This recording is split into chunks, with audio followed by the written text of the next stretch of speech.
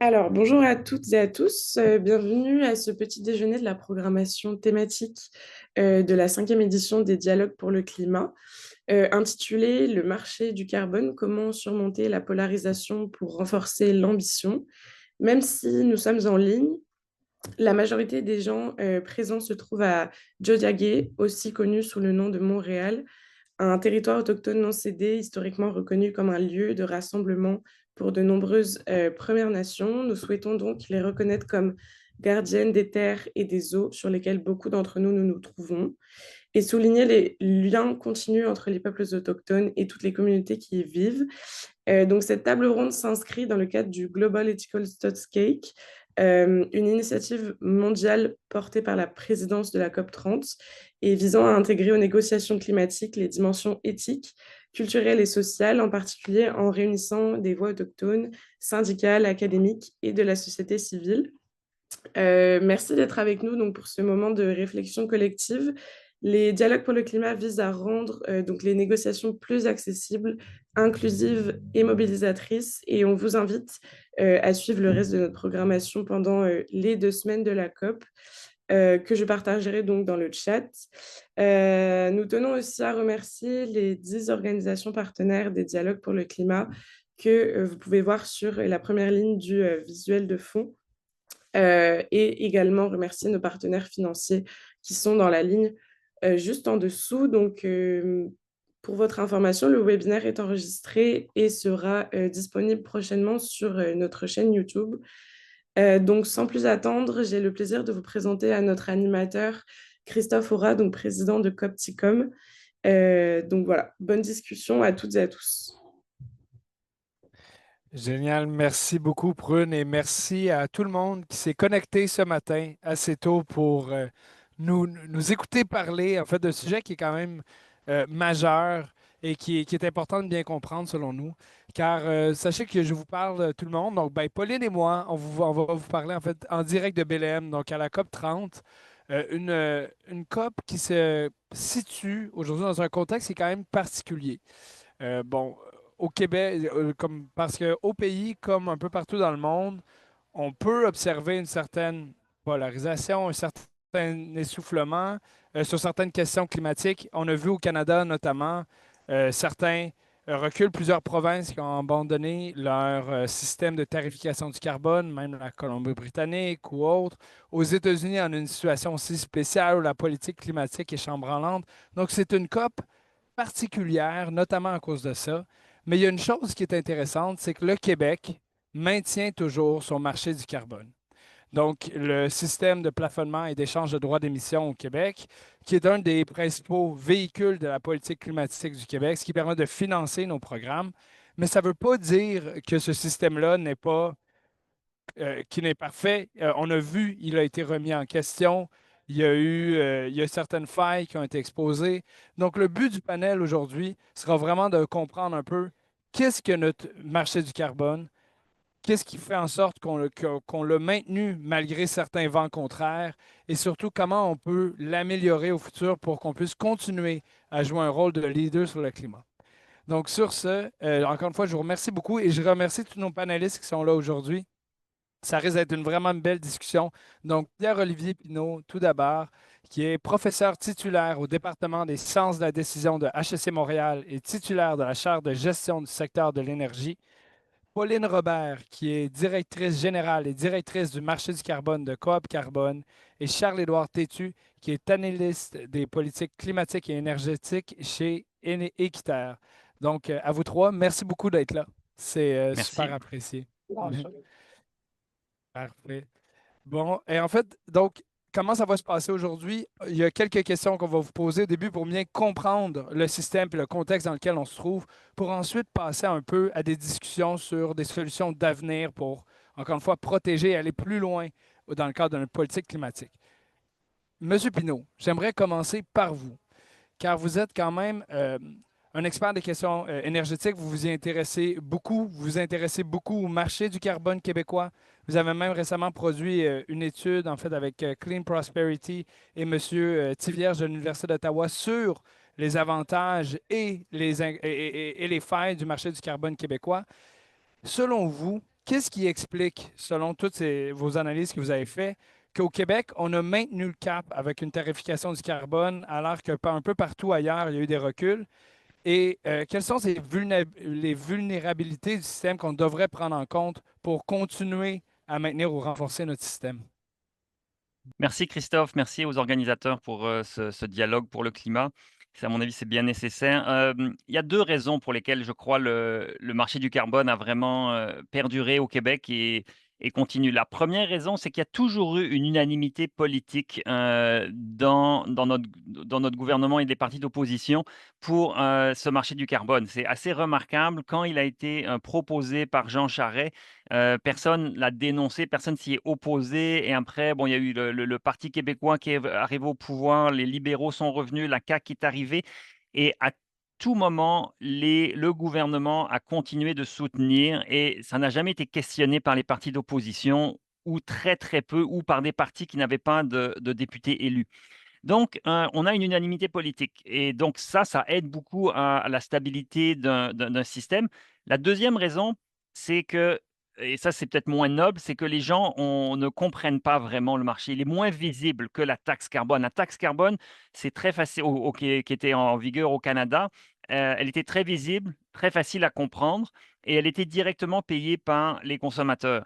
Dans le cas de la tarification du carbone liée au système de plafonnement et d'échange de droits d'émission, c'est un système qui est beaucoup plus difficile à comprendre, qui, n'est pas directement payé par les consommateurs, même si ultimement, ce sont les consommateurs qui assument le coût de cette tarification du carbone. Mais techniquement, ce sont les distributeurs et les grands émetteurs qui doivent acheter les droits d'émission et les remettre au gouvernement. Donc c'est eux qui doivent vraiment payer directement techniquement la facture. Et ça fait que c'est moins un enjeu politique parce que les gens ne se voient pas payer. Ils ne se voient pas comme entre guillemets, «une victime», alors qu'évidemment, personne n'est victime. Ben, tout le monde est victime ici, mais des changements climatiques, pas de la tarification du carbone et ça aide à, faire en sorte qu'il y ait moins de feux dirigés vers le marché et ça explique à mon avis, là, pourquoi on a gardé le système et évidemment, c'est un bon système, ça aide à faire en sorte qu'on le maintienne. C'est parce qu'il est bon. Il y a des défauts. Je ne sais pas si on rentre tout de suite dans, certaines critiques. Ben, oui, mais avant ça, vous dites que les gens ne comprennent pas toujours le système. Pour nous, qui on est là, en quelques mots, avant qu'on continue à rentrer dans le détail du marché, pourriez-vous expliquer aux gens qui nous écoutent en quelques 2 phrases, qu'est-ce que le marché du carbone, comment il fonctionne? Je pense que Donc voici la difficulté, mais c'est-à-dire que chaque émetteur au Québec, ou environ 70 à 75 des émetteurs québécois, s'ils veulent émettre, doivent avoir un droit d'émission, un permis d'émission. Un petit peu comme les chasseurs doivent avoir un permis de chasse, il faut avoir un permis d'émission et il faut qu'on se le procure. Dans certains cas, le gouvernement le donne aux grands émetteurs, donc c'est un cadeau et dans la majorité des cas, il est vendu aux enchères et donc il faut l'acheter aux enchères ou l'acheter à quelqu'un d'autre qui le possède. Et c'est pour ça qu'on parle de marché, parce qu'on peut acheter ce droit d'émission et se l'échanger.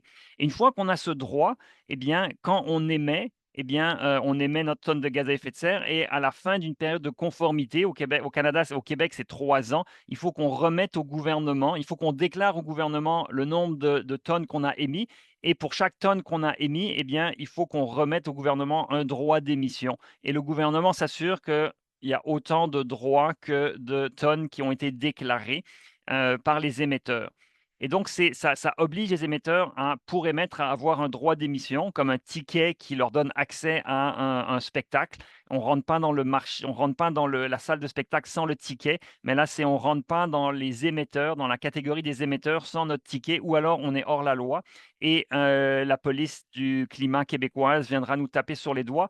Et c'est vrai que, beh, au Québec, c'est jamais arrivé parce que justement tous les émetteurs avaient leur ticket, pour émettre, leur droit d'émission et c'est pas encore arrivé qu'il y ait des resquilleurs ou alors ils ont réussi à tout bien cacher, le fait qu'ils aient resquillé et c'est pas, ça n'a pas été découvert. Mais je pense, ceci dit, que ce n'est pas arrivé parce qu'on a quand même un bon encadrement des déclarations d'émissions et donc le système fonctionne bien à ce niveau-là.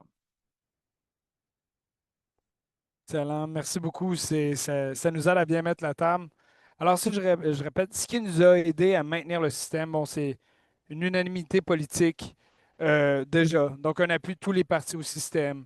Un système qui est quand même, comme on se l'est dit, est peut-être un peu plus compliqué, donc plus difficile à remettre en question. Et aussi, on ne voit pas directement le coût, en fait, de la tarification au carbone. Elle n'est pas directement associée aux individus ici au Québec. Mais il y a certainement des points d'amélioration. Donc, si vous dites comment on ferait pour le renforcer, pour maintenir en fait le système en place, pour pas qu'il soit remis en question selon vous, comme ailleurs un peu Mais au Je pays. vois, je vois personnellement 2 grandes, avenues d'amélioration. La 1re, c'est de s'assurer que l'argent qui est récolté par les enchères, et on parle d'environ 1 milliard de dollars par année, soit bien dépensé et que les Québécois, que la société québécoise se rendent compte que, et une compréhension des bienfaits de ces fonds-là qui sont dépensés et qu'il y ait une unanimité sur le fait que c'est bien dépensé. Or, on n'a pas ça. Aujourd'hui, au début, on avait le fonds vert, qui est devenu un fonds d'électrification et de changement climatique, et le gouvernement actuel veut pouvoir changer la nature des dépenses du fonds d'électrification et de changement climatique pour pouvoir dépenser l'argent dans d'autres secteurs sans qu'il y ait un encadrement très clair sur la manière dont c'est dépensé et l'efficacité de ces dépenses-là. Et ça fait depuis le début du marché du carbone que des questions, que la vérificatrice générale du Québec et que différentes organisations ont questionné l'efficacité du fonds vert, des dépenses, des programmes qui sont là-dedans. Et régulièrement, dans les médias, on voit des journalistes qui trouvent un peu des aberrations et qui disent: «Ah, il y a de l'argent du fonds vert qui a été dépensé pour telle chose ou telle chose». Ça paraît mal. Souvent, c'est un peu anecdotique, mais d'une manière générale, je ne pense pas qu'on puisse dire que cet argent-là a véritablement aider le Québec à aller dans la transition, et transformer de manière structurelle le Québec. Et ça, c'est un problème. En plus du fait que l'argent n'est pas dépensé il y a aucune somme qui est dédiée aux ménages à faible revenu. Au contraire, les programmes de subvention s'adressent pas explicitement, mais implicitement, ils s'adressent, à des ménages à revenus plutôt élevés, et donc on se retrouve à dépenser beaucoup de cet argent du fonds vert pour des ménages à revenus élevés.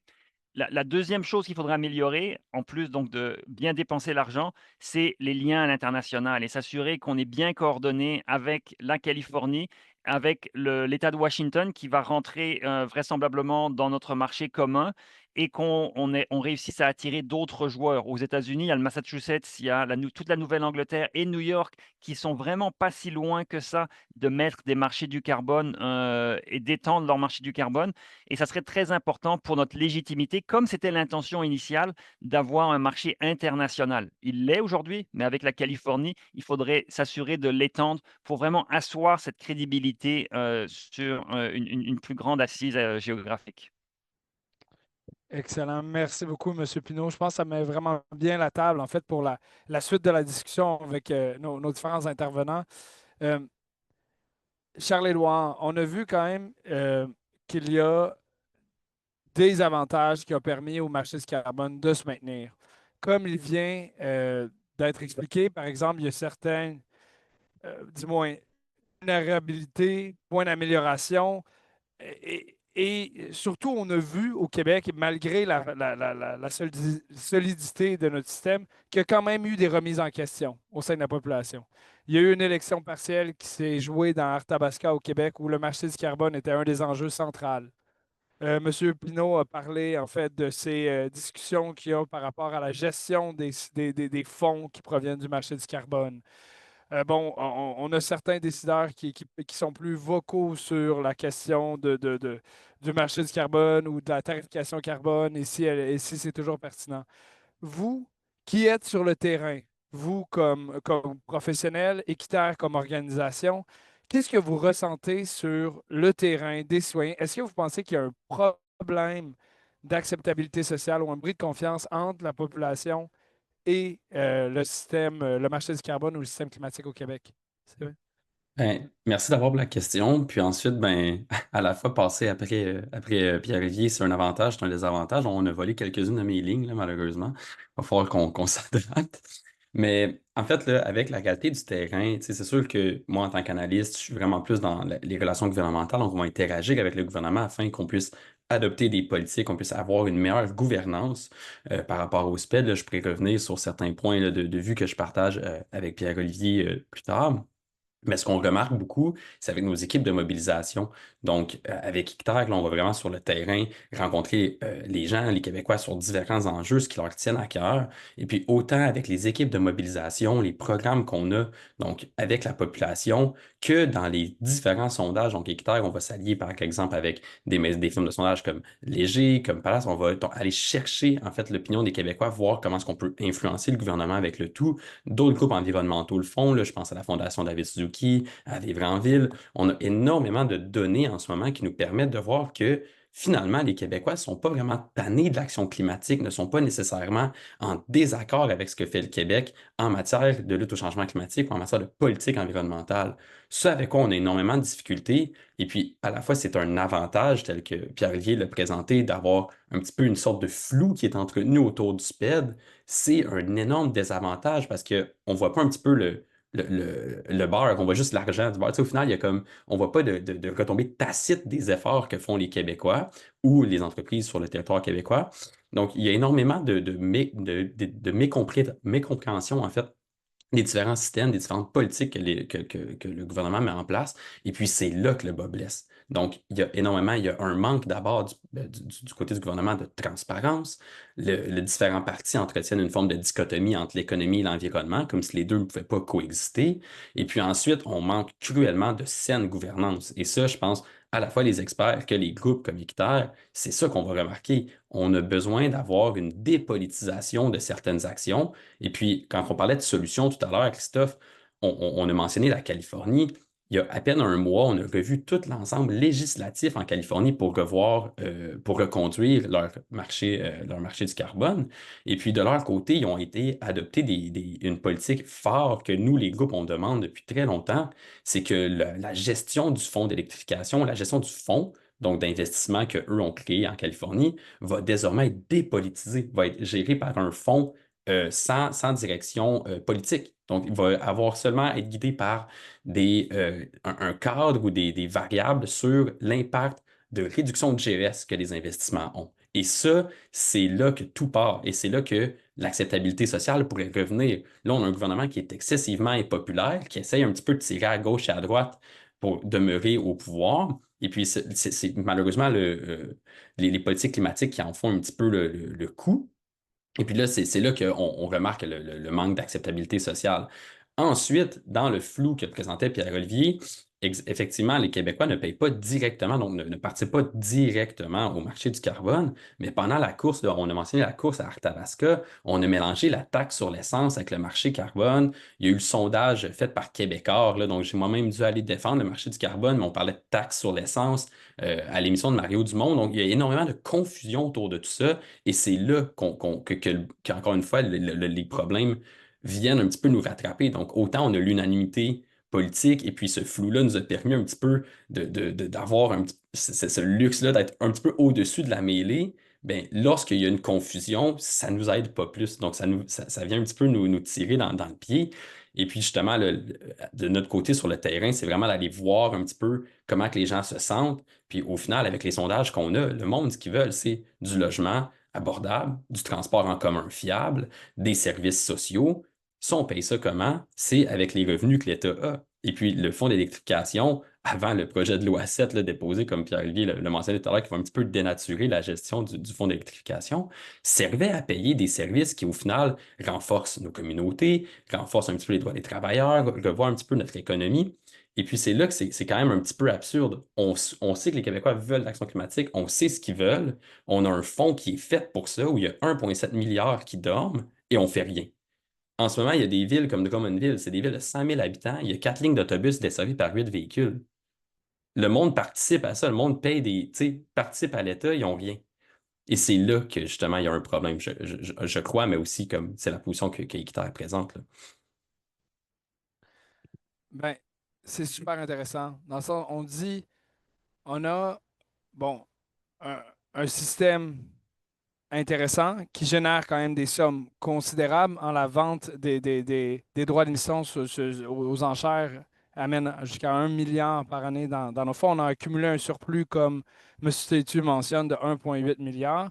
Les gens veulent de l'action climatique, mais le flou des fois sur le système en ce moment, ou la difficulté de voir les retombées de tous ces investissements-là, crée des enjeux ensuite peut créer des tensions au niveau politique, au niveau de la population.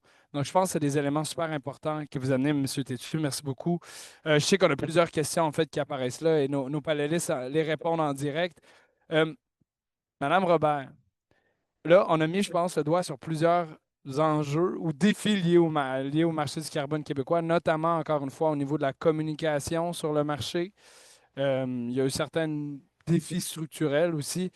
La coop carbone que vous dirigez est probablement un des organismes qui connaît le mieux les marchés du carbone au Québec et ailleurs. De votre expérience, comment justement le marché du carbone québécois se compare à celui de la Californie ou d'autres que vous connaissez? Est-ce qu'il y a des pratiques qu'on pourrait ramener au Québec? Comment ça se passe ailleurs? Pouvez-vous nous éclairer un petit peu sur ce sujet-là? Oui, bonjour tout le monde. Ma connexion semble on and off en direct de Bélène. Donc, Christophe, je compte sur toi pour combler des vides si ça arrive. Merci de me passer la parole. Il y a déjà beaucoup d'informations très concrètes sur les politiques puis sur l'état des marchés, là, du marché réglementé qui ont été expliqués. Déjà, je veux juste rebondir sur la question du flou ou de la question de la communication. De mon point de vue, c'est pas, on nous garde pas dans le flou pour des raisons politiques, là. C'est pas quelque chose qui est volontaire, hein. J'entendais une experte du marché du carbone dire le marché du carbone, c'est trop scientifique pour les politiciens, c'est trop politique pour les scientifiques. C'est-à-dire que c'est obligé d'être complexe. À la base, on parle de calcul de la molécule, puis on parle de mouvement de molécules, puis de partage, de réduction. Puis à la base, il y a des questions économiques, il y a des questions scientifiques.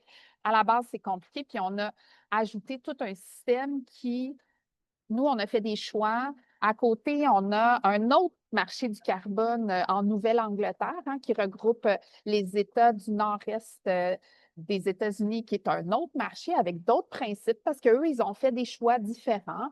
En plus, on a parlé de la tarification du Canada, qui, oui, qui est passé par un système de taxes, qui remettait des chèques. Je le dis au passé parce qu'on sait que quand Carney est arrivé, la première journée, sa première action, ça a été de retirer ce système-là. Mais eux, ils avaient choisi de taxer directement et de remettre des chèques aux citoyens 4 fois par année, tous les trimestres. Puis l'idée, c'était de permettre aux citoyens d'investir, de prendre cet argent-là, puis d'investir dans des pratiques plus vertes à la maison.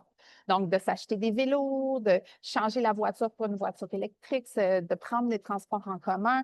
Mais finalement, on sait que cet argent-là, il servait juste à vivre, puis à payer l'épicerie, puis à payer le logement, là. Donc, ça fait partie de pourquoi ça a été remis en question. Mais selon les États, selon qui se penche sur la question de la tarification carbone, je suis sûre que si on faisait un recensement puis on laissait 10 minutes de brainstorm à tout le monde, chacun arriverait avec un concept différent.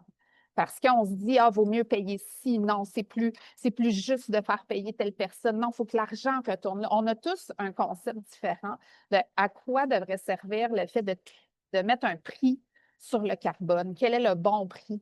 Comment ça devrait être pris aux entreprises ou aux citoyens? Est-ce que c'est pollueur-payeur? Est-ce que c'est un autre principe? Donc, on a tous des idées, puis il y a eu des essais. En Europe, c'est encore quelque chose qui montrent des bénéfices ou moins. Et donc, ces essais-là se font dans le monde, puis dans divers systèmes, puis on essaie après de trouver le meilleur chemin. On a peut-être la chance, nous, au Québec, qu'on a pu s'inspirer de ce qui se faisait, ce qui avait déjà été conçu en Californie, puis il y a 10 ans, tout le monde était dans les premiers balbutiements, hein, les différents marchés qui apparaissaient. Puis, je disais, on a eu la chance parce que justement, il n'y avait pas eu encore beaucoup d'expérience avec ces systèmes de tarification. Puis nous, on a eu la chance de d'avoir ce voisin là, un petit peu lointain en Californie qui avait un système qui nous semblait fiable, juste par rapport à qui paye, où est pris l'argent, comment c'est redistribué. Puis, ça fait 10 ans, là, hein, les deux marchés se sont liés en 2014, donc ça fait 10 ans qu'on teste ce marché-là. Puis, comme Pierre-Olivier le disait, c'est un bon système qui fonctionne bien. Il y a une bonne adhésion des entreprises au Québec, des grands émetteurs qui sont assujettis à ce marché-là. Ils en sont même de plus en plus fiers, en fait. Avec ce qu'on entend dans les médias, c'est pas des entreprises, hein, vous savez, les alumineries, les cimenteries, les pétrolières, c'est pas des entreprises qui vont aller dans les médias pour défendre le principe puis le système, mais on le sait, nous, on entend ces entreprises-là en être fiers. Ça leur donne un caractère distinctif par rapport à d'autres entreprises de la même industrie dans le monde. Ça leur a permis aussi de faire des investissements pour améliorer leurs pratiques, réduire leur GS, parce que dans le SPED, il y a des programmes de subvention aussi pour aider ces entreprises-là à réduire leurs émissions de GS. Puis elles en profitent. C'est de l'argent qui est disponible. Donc, elles payent dans le marché, puis on leur propose des subventions en échange pour changer leurs pratiques. Donc, elles en profitent. Alors, pour l'instant, ça fonctionne bien. La Californie, là, le marché, il commence, entre le Québec et la Californie, il commence à se faire une distance depuis 1 an à peu près. Il y a eu des consultations à l'été 2023 pour analyser le marché après 10 ans de fonctionnement. Qu'est-ce qu'on en fait maintenant? Et bien, il y a eu, vous avez vu dans les médias peut-être, là, au niveau politique, il y a entre Trump et le gouverneur de la Californie, Newsom, il y a des désaccords qui ont comme poussé le gouverneur de la Californie à vouloir aller plus vite, puis à un peu affronter là, Trump sur ses idées climatiques. Et donc, eux, ils sont en train, comme Charles-Édouard l'a bien expliqué, de resserrer le marché au niveau de la Californie, là où eux, ils ont des pouvoirs, parce que les marchés sont liés, mais il y a certains pouvoirs un peu différents. Et là, eux, ils forcent. Ils resserrent le marché pour que ce soit encore plus pertinent, que ça force les réductions de GS auprès des grands émetteurs. Et le Québec est encore en observation pour l'instant, pour les différentes raisons politiques que tu as nommées, Christophe. Ce qui fait que ça fait hésiter. Une autre raison d'hésiter dans les investissements, une autre raison aussi d'hésiter dans les médias, parce qu'on n'a pas ce leadership encore qui est ressorti au Québec, comme on a vu auprès de Gavin Newsom, le gouverneur de la Californie, qui est passé ici, qui est une superstar. Il est tellement dans les médias en train de parler de l'environnement que j'entends les expertes du marché du carbone californien ici qui veulent faire des selfies avec puis amener ça à leur maman, là, tellement c'est une star parce qu'il parle d'environnement, puis il parle des marchés du carbone et il en est très fier. Et on n'a pas encore atteint ce niveau de leadership au Québec. Merci beaucoup, Mme Robert. C'est très clair. Et je pense que vous avez aussi répondu indirectement à des questions dans le chat que M. Pinault aussi répondait. Donc, où va l'argent du marché du carbone? Eh bien, dans un fonds, le Fonds d'électrification et des changements climatiques. Et ce fonds-là finance les programmes de décarbonation au Québec. Donc, tout l'argent est techniquement supposé aller à cette fin-là. Je pense que c'est intéressant. Puisque vous parlez aussi, Mme Robert, de la Californie qui resserre son marché. M. Tétu, vous parlez aussi de nouvelles règles de fonctionnement ou d'attribution des fonds en fait, qui est récolté par le marché du carbone en Californie. Monsieur Pinault, vous parliez aussi euh, d'argent qui est utilisé, mais aussi de manière des fois plus ciblée, même pour cibler des revenus, des ménages à faible revenu, par exemple. Donc, la Californie est en train de penser à toute une stratégie pour renforcer et maintenir son marché du carbone dans le temps. Est-ce que au Québec, et là, on va bientôt laisser la place aux différentes personnes présentes pour vous poser des questions, mais j'en ai une dernière pour vous, et là, c'est pour chacun d'entre vous. Qu'est-ce que nous, on peut faire très concrètement? Là, vous l'avez tous mentionné un petit peu dans vos réponses, mais si vous aviez une recommandation pour la suite, est-ce que on doit justement mieux communiquer sur le marché du carbone? Est-ce qu'on doit changer la façon dont les sommes sont attribuées. Qu'est-ce qu'on fait? Une recommandation qu'on donne au gouvernement, là, ou deux, là. Qu'est-ce que vous proposeriez? Je ne sais pas si quelqu'un veut se lancer là-dedans. Mais je pense que c'est C'est important, puis elle est tough. Charles-Édouard l'a mentionné, puis Pauline aussi, mais c'est important de bien communiquer les plafonds d'émissions et de la perspective du marché du carbone.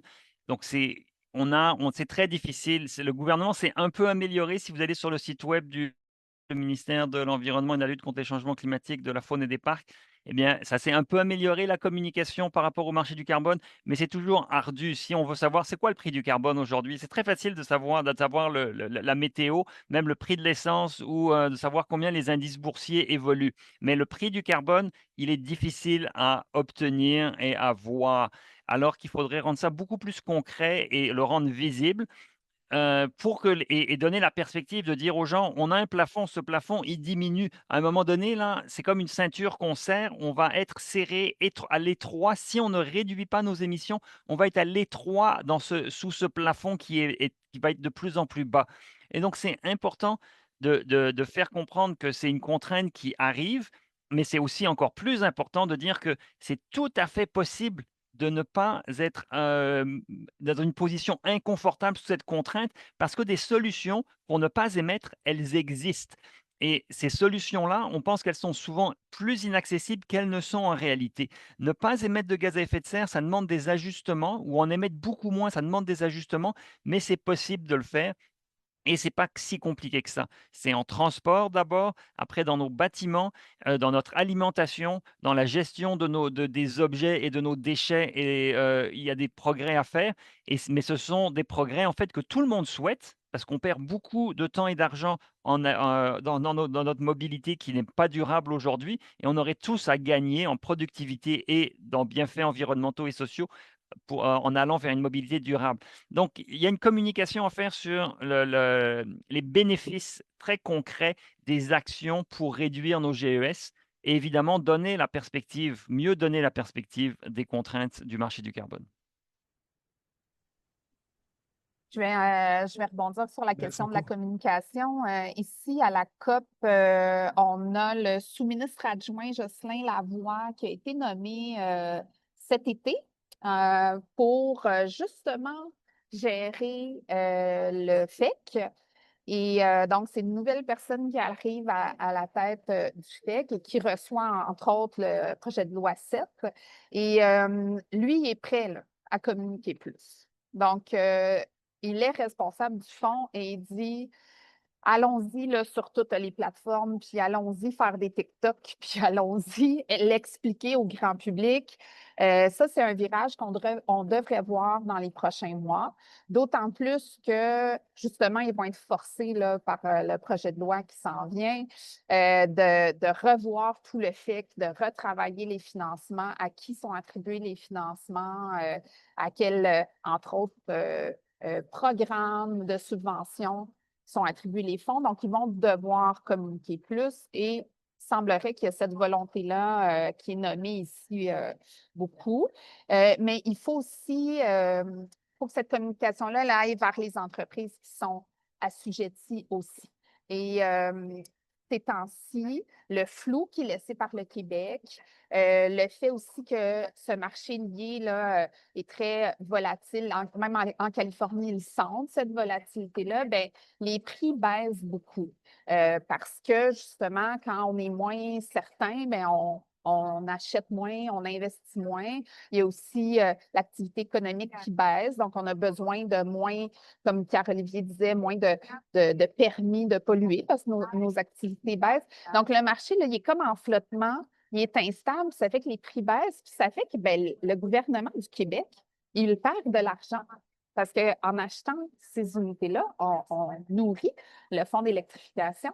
Donc, ce ralentissement-là d'engagement politique, ça fait perdre de l'argent aussi au Québec. Donc, il faut vraiment clarifier ce leadership. Il faut vraiment ramener de la confiance dans le marché, prolonger comme l'a fait la Californie. Là, pour l'instant, notre marché s'arrête en 2030. La Californie l'a ramené à 2045 au moins.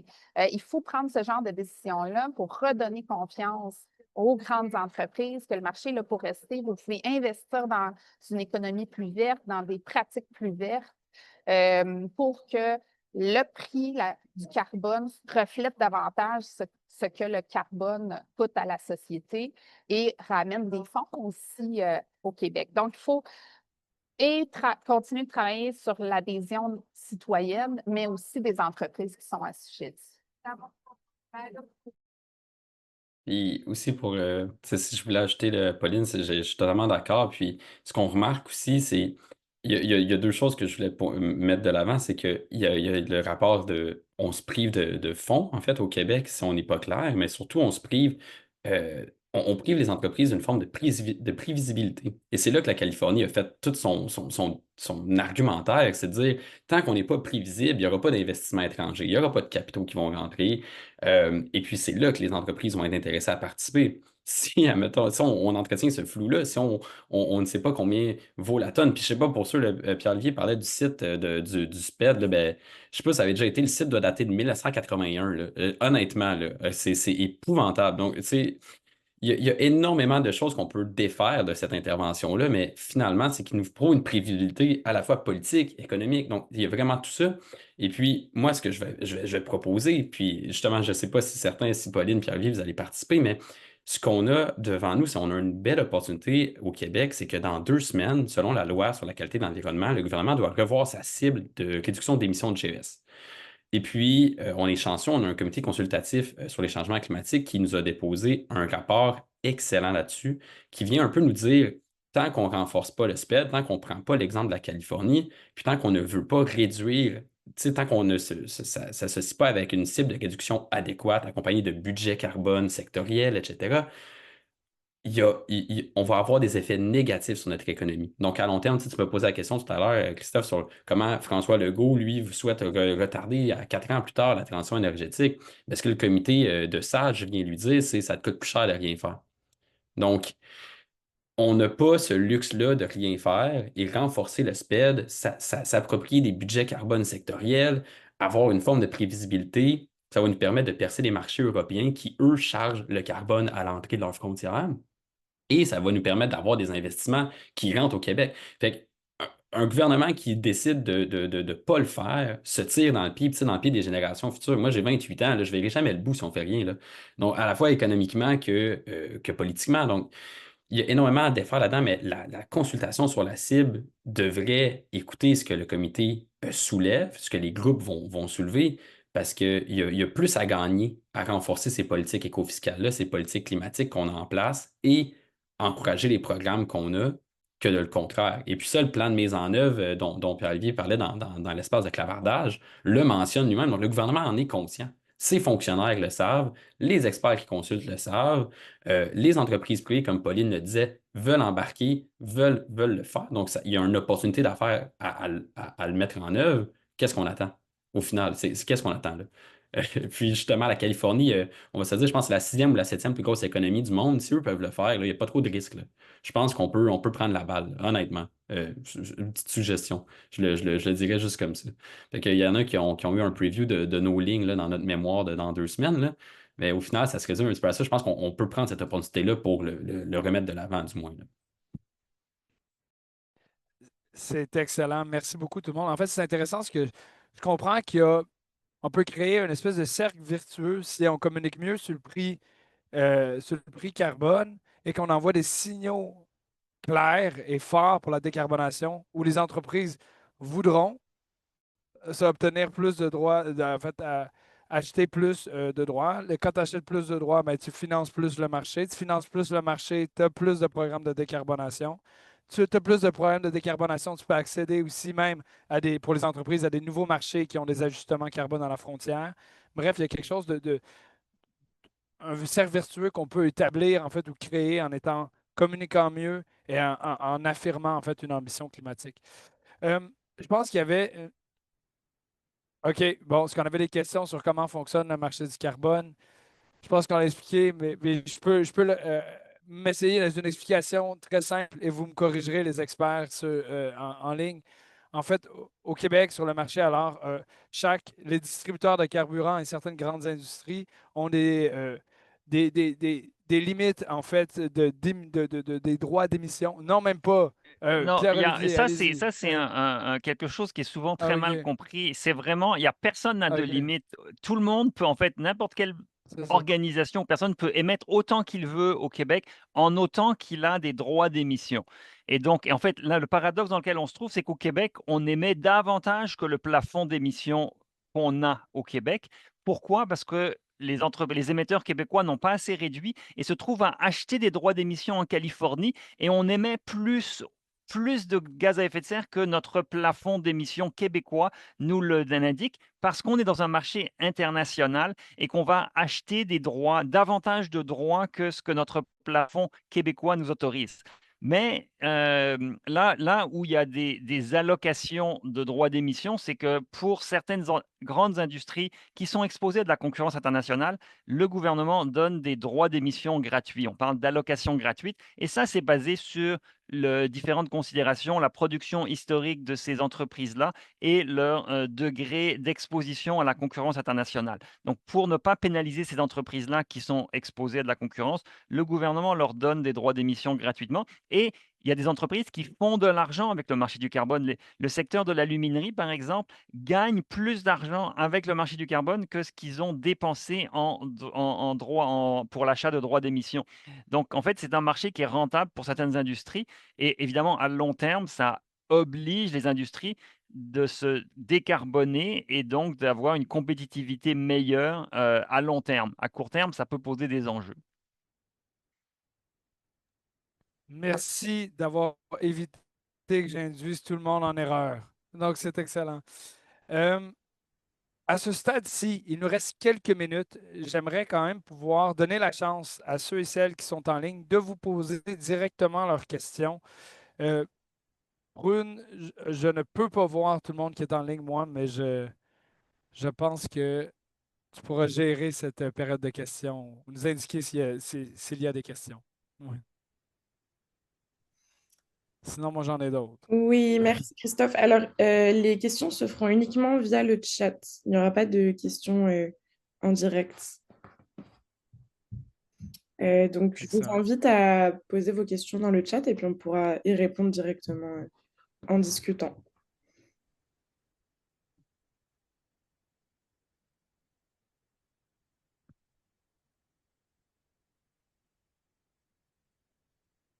Bon. Et pour tous ceux, pendant qu'on attend voir s'il y a des questions aussi, on a fait référence des fois au projet de loi 7. Le projet de loi 7, c'est un projet de loi notamment qui permettrait de déplacer les surplus, en fait, de 1,8 milliard qui ont été ramassés dans le cadre du marché du carbone. Ce qui, évidemment, tous les fonds qui sont récoltés dans le cadre du marché du carbone doivent être affectés à la lutte au changement climatique, donc en adaptation, en décarbonation ou en mobilisation. Et il y a eu un surplus, donc qui n'a pas été affecté à des programmes, de 1,8 milliard à travers les années. Et ce projet de loi permettrait de déplacer ces sommes à d'autres fins. Pour ceux qui... on l'a nommé à quelques reprises, je voulais amener un peu cette précision-là. En attendant les questions... Ah, il y a une On en- question ici. Donc, je vous la lis. Oui, pardon. Oui, donc, est-il réaliste de penser que le Québec va pouvoir être un acheteur net de droits d'émission à la Californie si celle-ci resserre ses cibles? Je ne sais pas si quelqu'un veut répondre. Ça va être très difficile. On a bénéficié au Québec d'un surplus de droits d'émission. Les Californiens n'ont pas été aussi ambitieux que les Québécois jusqu'en 2020. En fait, pour l'objectif québécois de réduction des émissions de gaz à effet de serre, c'était moins 20% en 2020 par rapport à 1990.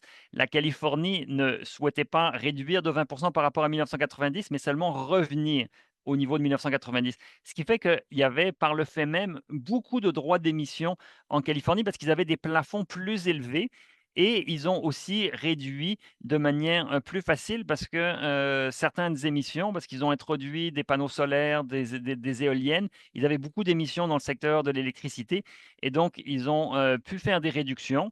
Et la Californie a réduit d'environ 15% ses émissions sous le niveau de 90 en 2020. Ce qui a fait, et alors qu'ils n'avaient même pas, et leur plafond était beaucoup plus élevé. Ce qui fait qu'on a beaucoup de droits d'émission et aujourd'hui, si les prix sont bas, c'est en partie parce qu'on a ce surplus-là. Mais ce surplus, il va très rapidement disparaître d'ici 2030-35 parce que la Californie maintenant a des objectifs de réduction qui sont plus ambitieux que le Québec. Et donc, on n'aura plus accès à autant de droits d'émission et ça va être comme la question de Cyril Michaud, là. Non, c'est vrai qu'on n'aura plus accès à des droits d'émission aussi bon marché parce que la rareté va commencer à se faire sentir dans les années à venir. Mais je vais peut-être juste ajouter aussi que faut être réaliste sur la taille du marché que nous représentons versus la Californie. La Californie, on l'a mentionné, c'est une grande économie. C'est un peu plus que 400 entreprises qui sont assujetties, puis nous, c'est une centaine maintenant, là. Donc, c'est sûr qu'on n'a pas la force non plus sur le marché, là. Je ne vois pas venir un moment où ce serait vraiment nous qui irions chercher des droits californiens. Là. Ça va toujours être l'inverse, ne serait-ce que par la taille des marchés. Super intéressant. Merci beaucoup. Je ne sais pas si M. Tétu voulait rajouter quelque chose par rapport à ça. Sinon, on a plusieurs autres questions. Parfait. Peut-être une prochaine de Rachel Thibault qui mentionne: sait-on quand se tiendront les consultations sur le projet de loi 7 et sur la cible de GES? Ouais, ben en fait, ça, je l'avais répondu textuellement. Là, je peux répondre de façon orale. En fait, là, pour le projet de loi 7, le projet est toujours à l'étude, donc on n'a pas nécessairement cette information-là. Et puis, par rapport à la cible, la Commission sur le transport et l'environnement n'a toujours pas rendu public les informations. Donc, nous, on a de l'information privilégiée qu'on ne peut pas partager. Comme je disais, par contre, il y a moyen de trianguler cette information-là. La session parlementaire prend fin le 12 décembre et selon la LQE, on doit avoir cette consultation-là avant la fin de l'année 2025. Ça vous laisse un petit peu là, l'ordre d'idée dans lequel on joue. C'est ce que je peux dire. Malheureusement, ça peut se limiter à ça. Excellent. Merci beaucoup. Je pense que c'était très clair. Je ne sais pas si vous vouliez ajouter quelque chose d'autre autour de la table. Non, sinon, on a une autre question donc de Caroline Sanchez-Valero qui demande: comment se fait-il qu'il y ait autant d'argent dans le fonds vert étant donné les besoins en termes de décarbonation? Est-ce compliqué d'allouer cet argent à des projets? Mais écoutez, si je peux me permettre, ça relève peut-être, c'est pas nécessairement que c'est complexe, ça relève d'une forme de volonté politique. Grosso modo, là. En fait, le calcul, c'est un calcul d'économie politique, c'est pas un calcul d'économie fondamentale. Le fonds existe, puis en ce moment, tu sais, on parlait de 1,7, c'est 1,8. Tu as dit, Christophe, là, je me souviens jamais du chiffre, là, vous me corrigerez là-dessus. En ce moment, on a ce fonds-là où on a des surplus, on a des besoins cruciaux là, en transport interrégional, en transport actif, en transport collectif. On le voit à Montréal, par exemple. Et puis d'un autre côté, le gouvernement, la CAQ, se déresponsabilise totalement de ses obligations et remet entre la Cour des municipalités l'odieux d'aller chercher du financement direct par de la taxation directe pour financer leur société de transport. Donc, pour ceux qui vivent à Montréal, là, vous avez une forme de taxe là, pour le transport en commun qui vous est attribuée là, lorsque vous renouvelez vos immatriculations. Donc, vos droits de circuler sur les routes. Qui va à la hauteur de, je pense, 180 $. Il n'y a pas ça dans les autres régions au Québec parce qu'ils n'ont comme pas de service, donc ils n'ont pas besoin de le mettre en place. Mais à la base, ce serait l'État qui serait censé gérer ça. Mais on s'est déresponsabilisé, on manque cruellement de volonté politique. Et puis là, il y a juste de l'argent qui dort quelque part, puis on ne l'utilise pas à des fins pour rapporter justement aux Québécois, aux Québécoises, le dû de leurs efforts, là, en fait, ou les dus collectifs.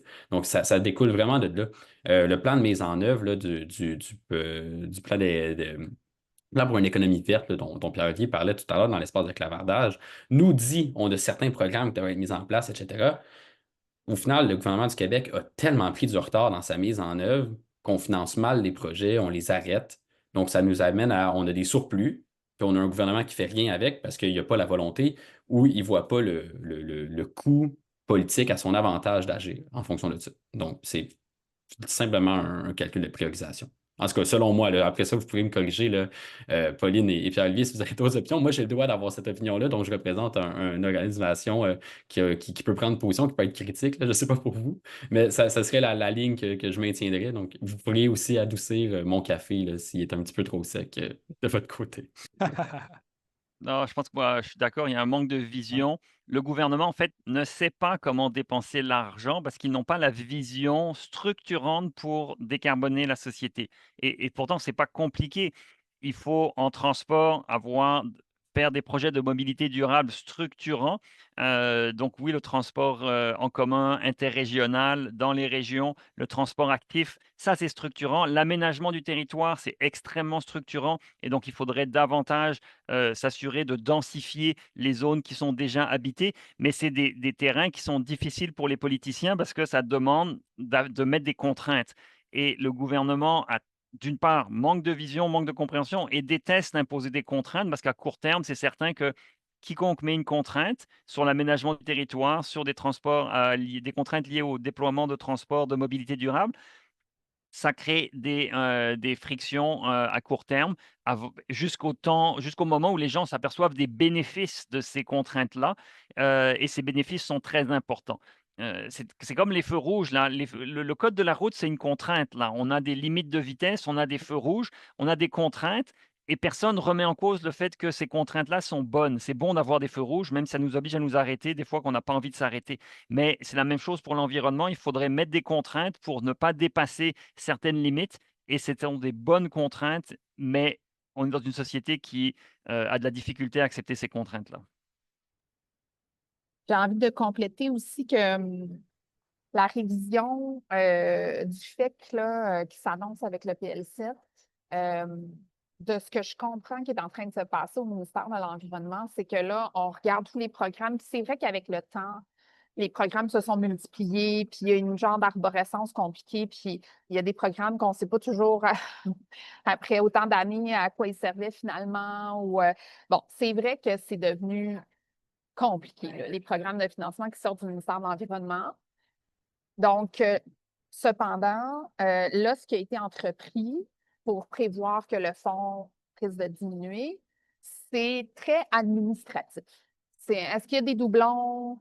Ce programme-là, on ne sait plus il sert à quoi, on l'enlève. C'est très, très. On regarde la fiche là, de chaque programme qui, au niveau administratif, ça marche pas. Je n'ai pas entendu Ils vont régler ça, là, ils sont en train de le faire déjà. Là, ils sont en train de tout refaire les programmes. Je n'ai pas entendu qu'il y ait de réflexion par rapport aux stratégies climatiques, par rapport à où est-ce qu'on doit aller, par rapport au plafond d'émissions. En tout cas, je n'ai pas entendu ça de l'interne. Là, on fait des gros groupes de travail, on met les programmes au milieu, on coupe là-dedans, on se fait des petits schémas, des petits dessins, on fait des recrutements. On ne lie pas ça du tout à la question climatique ou à une stratégie plus large. Pour l'instant. Est-ce qu'à la fin, quand ils vont avoir fait le premier écrémage pour recomposer la nouvelle structure, ils vont prendre des orientations plus stratégiques? Laissons-leur le bénéfice du doute, mais pour l'instant, ce n'est pas ce qui est en train de se passer. Merci beaucoup.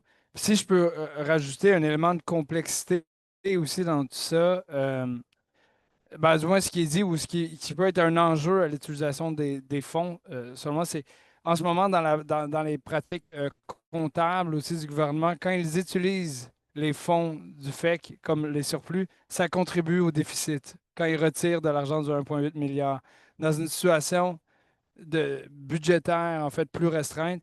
Et ils ont une hésitation à utiliser en fait ces montants-là pour creuser le déficit, ce qui est un enjeu car c'est beaucoup d'argent qui a été ramassé pour la lutte au changement climatique qui est en ce moment figé, qui est l'équilibre budget. Donc ça, je rajoute un autre petit défi ici. Je ne sais pas si moi je vois pas d'autres questions. Sinon, il y en aurait peut-être. On peut laisser une minute. Sinon, moi, j'avais peut-être une dernière question pour vous. Que moi, je trouve là, ça, c'est par intérêt aussi personnel. Mais encore une fois, je pense que M. Pinault, vous l'avez mentionné en début de panel. Si on se compare encore à la Californie, maintenant, dans la manière de distribuer les fonds, ont une approche aussi, je pourrais dire, sociale. Donc, il y a des sommes qui vont être réservées notamment à des ménages à plus faible revenu. Est-ce que à ma connaissance, c'est pas nécessairement une approche qui a été mise en place ou mise en valeur en ce moment dans notre politique climatique? Est-ce que ce serait un outil intéressant à adopter justement pour augmenter l'impact de nos politiques, pour augmenter l'adhésion des Québécois au système, ou je vous pose la question. Mais alors, pour l'impact et l'adhésion, malheureusement, non, parce que les gens les plus pauvres ne sont pas les plus grands émetteurs. Donc, c'est sûr que si on les aide, c'est pas eux qui vont vraiment faire la différence. Ce sont les riches qui consomment le plus, émettent le plus. Et aujourd'hui, on pourrait dire, ah, mais on aide beaucoup les riches avec les subventions qui sont essentiellement dédiées à des ménages à revenus élevés parce que c'est eux qui émettent le plus. Donc, en termes d'impact climatique, c'est peut-être la bonne chose. Impact en termes de justification sociale, non, parce que c'est pas eux qu'on arrache le plus et que le poids financier des dépenses en énergie est beaucoup plus grand pour des ménages à faible revenu en termes de proportion du revenu dédié à l'énergie, c'est plus grand. Donc, c'est vraiment dans une optique sociale et pas dans une optique non plus d'acceptabilité parce que les gens à faible revenu ne sont pas ceux qui vont sur la place publique le plus se mobiliser pour contre certaines politiques qui sont régressives. Donc, c'est encore une fois, c'est important de le faire d'un point de vue social et aussi pour que ça ne soit pas trop tard qu'une fois, si généralement le prix du carbone augmente beaucoup, mais qu'ils n'aient pas à souffrir de cette augmentation qui les toucherait proportionnellement beaucoup plus, même s'ils consomment moins, émettent moins, proportionnellement, ça peut avoir un impact plus important par rapport à leurs revenus. Et donc, pour qu'eux ne soient pas de façon démesurée touchés par le prix futur qui va augmenter, il faut les aider en amont. Et comme ça, ils ne seront pas, ils n'auront pas à se plaindre de trop subir dans le futur parce on les aura aidés à réduire leurs émissions et leurs factures d'énergie dans le logement et on leur a laissé un accès à la mobilité avec une mobilité durable et plus accessible. Donc, c'est vraiment pour ça qu'il faut le faire, mais malheureusement, ce n'est pas pour des raisons directes d'acceptabilité et d'efficacité de la réduction des GES. Mais si je peux me permettre, je pense que quand même, je trouve ça quand même intéressant parce que je suis quand même d'accord avec 95% de ce qui vient d'en mentionner, mais au final, le ménage à faible revenu qui, lui, va subir les compressions de l'électrification, par exemple, parce qu'Hydro-Québec va devoir augmenter sa production d'électricité dans le futur pour en arriver à l'électrification, l'acide de carboneutralité, le ménage à faible revenu va voir son tarif augmenter. Fait qu'on doit justement comme les appuyer là-dedans. Mais je pense pas que c'est vrai que les ménages à faible revenu ou les personnes qui vont subir ces contre-coups-là, puis là, on parle de ménages à faible revenu, mais ça devient de plus en plus là, la classe moyenne. C'est un concept qui est de plus en plus aussi flou que le SPID, là, en fait. Là. Donc, on a de plus en plus d'individus qui vont subir ces contre-coups-là. S'il y a une forme de mobilisation, c'est sûr qu'il va arriver à un moment donné quand on doit faire le choix entre garder la lumière allumée, faire son épicerie, mettre le tout sur Visa avec un 22% de crédit. Là, ça commence à être difficile. Là, il va y avoir une mobilisation, je crois, personnellement. Mais d'un autre côté, est-ce qu'il y a des projets comme ça qui existent? Fait intéressant dans le projet de loi qui a été présenté l'an dernier sur la réforme du système énergétique au Québec là, par Feu Pierre Fitzgibbon, donc notre ancien ministre. Il y a un tout petit article dans cette loi-là qui vient dire Hydro-Québec pourrait, avec l'autorisation du ministère des Finances, mettre sur pied un fonds d'appui à la consommation d'électricité pour justement là, attribuer les crédits là, à certains ménages là, qui subissent les contre-coups. Ce qui est drôle, c'est l'utilisation du subjonctif. Donc, Hydro-Québec pourrait. Donc, il y a cette possibilité-là dans la loi sur la gestion de l'énergie et de l'électricité qui nous permettrait, à un certain moment, de mettre en place ceci. Puis nous, ce qu'on avait proposé chez Équiterre, c'est justement de faire en sorte que ce genre de système-là, s'il est mis en place, s'adresse à des locataires qui souvent ont peu de contrôle sur l'état dans lequel le bâtiment ils vivent se trouve, donc vont avoir peut-être des fenêtres qui sont mal isolées, etc. Donc, vous pouvez voir un petit peu où ça s'en va. Donc, peut-être s'adresser plus aux locataires, les ménages à faible revenu, etc. Non, il y a quelque part dans la loi quelque chose qui nous permettrait de le faire. Avec ça, ayons l'ambition de le mettre en place. Donc, c'est peut-être quelque chose qu'on pourrait explorer, là. Super intéressant, merci. Avant de laisser le mot de la fin à Prune, à nouveau, Madame Robert, si vous vouliez ajouter un petit quelque chose? Ou- ou- Ça va, merci. je Merci de pense me que c'est laisser la correct. parole, mais je trouve que Parfait. Pierre, Olivier et Charles-Édouard ont fait un bon tour. Merci. Super. Excellent. Eh bien, merci beaucoup à tous. C'est très apprécié. Super intéressant pour les échanges. Prune, je te laisse le mot de la fin. Merci Christophe. Merci à tous. Un grand merci à toutes et à tous pour votre participation. On tient aussi à remercier encore une fois nos panélistes et notre animateur pour les discussions très enrichissantes pardon, qu'on a eues, ainsi que les partenaires aussi des dialogues pour le climat. Donc pendant les 2 semaines de la COP30, donc du 10 au 22 novembre, et harmonisé aux thématiques de celle-ci, les dialogues pour le climat vous présentent à chaque jour donc des panels intersectoriels, des débriefages aussi avec des gens sur place et des dialogues sur divers sujets allant de la transition énergétique au Québec, aux liens climat, biodiversité, à la santé des populations et j'en passe. Donc, encore une fois, un grand merci à tous. La programmation et voilà, l'ensemble de la programmation est disponible sur notre site web et puis vous recevrez aussi un formulaire à la fin de la programmation pour donner votre avis sur les dialogues. Donc, encore une fois, un grand merci à tous et puis je vais vous laisser sur ce mot. Voilà, une bonne journée à tous. Au Merci. revoir. Merci Merci. beaucoup. Merci beaucoup. Merci. Bonne journée.